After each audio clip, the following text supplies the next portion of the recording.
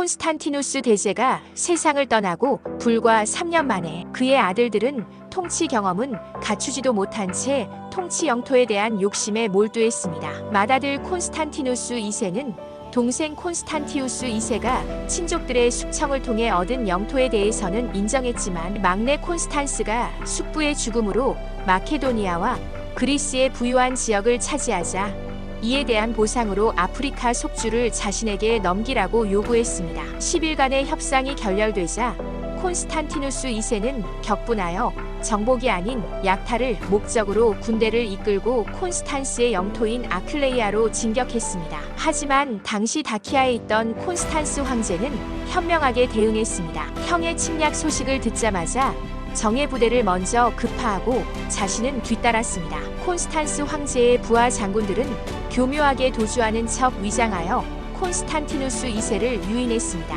분별 없던 젊은 황제 콘스탄티누스 2세는 이를 추격하다가 함정에 빠져 몇 명의 수행원과 함께 포위되어 살해당했습니다. 그의 시신은 알사강에서 발견되어 황실 의식에 따라 매장되었죠. 이 내전의 결과 콘스탄스는 형의 영토까지 차지하며 로마 제국 3분의 2 이상을 지배하게 되었습니다. 형을 죽이고 제국의 3분의 1을 손에 넣었던 콘스탄스 황제의 통치도 10년 만에 막을 내립니다. 그는 형제 살해의 죗값을 치르듯 비참한 최후를 맞이합니다. 군사적으로는 성공했으나 오만하고 민심을 잃은 그의 태도, 특히 신참 군인들에 대한 편애는 국민들의 큰 불만을 샀습니다. 이런 혼란을 틈타 야심만만한 군인 마그넨티우스가 반란을 일으켜 스스로 황제임을 선포했습니다. 그는 핵심 군부대와 재무장관 마르켈리누스의 치밀한 지원을 받아 쿠데타를 성공시켰죠. 마르켈리누스는 연회를 핑계로 사람들을 모아놓고 마그넨티우스가 황제의 자의를 입고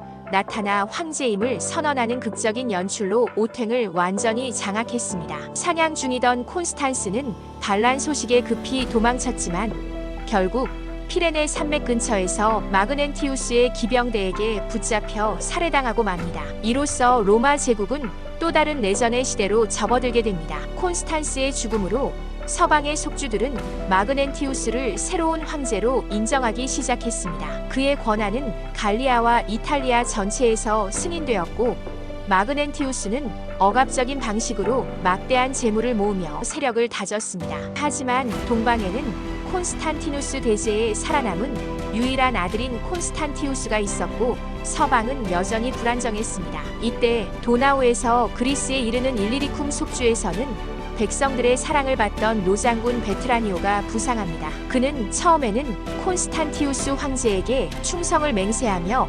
마그넨티우스에게 복수하겠다고 다짐했습니다. 하지만 그의 군대는 오히려 반란의 실체를 보고 동요했고 베트라니오 자신도 결단력이 부족한 인물임이 드러났죠. 이때 냉혹하고 야심찬 황녀 콘스탄티나가 등장합니다. 그녀는 아버지로부터 황후 칭호를 받은 인물로 자신의 야망을 위해 직접 베트라니오에게 왕관을 씌워주며 그에게 혈통적 정통성을 부여하고 자신의 정치적 영향력을 확대하려 했습니다. 베트라니오는 콘스탄티나의 지지를 등에 업었지만 동시에 콘스탄티우스와 불가피하지만 불명예스러운 동맹을 맺기도 했습니다. 이는 마그넨티우스에 함께 대항하기 위한 것이었으나 콘스탄티나의 의도와는 달랐을 것으로 추정됩니다. 이처럼 복잡한 동맹 관계는 당시 로마 제국에서 각 세력이 생존과 권력을 위해 얼마나 복잡하게 얽혀 있었는지를 잘 보여줍니다. 서방의 찬탈 사건을 보고받은 동방의 콘스탄티우스 황제는 페르시아 전선에서 군대를 철수하고 유럽으로 진군합니다. 그는 마그넨티우스와 베트라니오가 보낸 사절단을 맞이했죠. 사절단은 콘스탄티우스와 마그넨티우스의 딸 그리고 마그넨티우스와 콘스탄티나와의 이중 결혼을 통한 파격적인 평화 협상을 제안했습니다.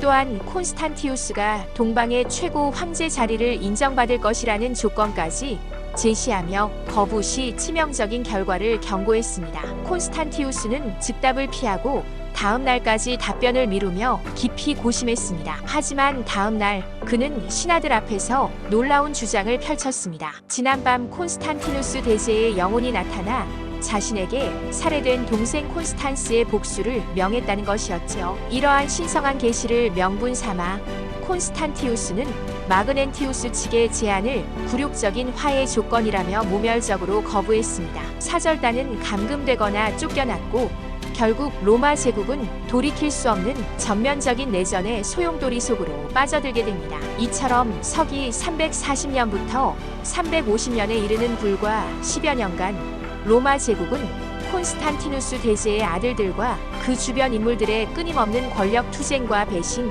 그리고 피비린내 나는 내전으로 얼룩졌습니다. 가장 무서운 적이 내부에 있었던 이 시기는 강력했던 로마 제국이 쇠락의 길을 걷고 있음을 명확히 보여주는 증거가 되었습니다. 구독과 좋아요는 영상 제작에 큰 힘이 되고 있습니다. 감사합니다.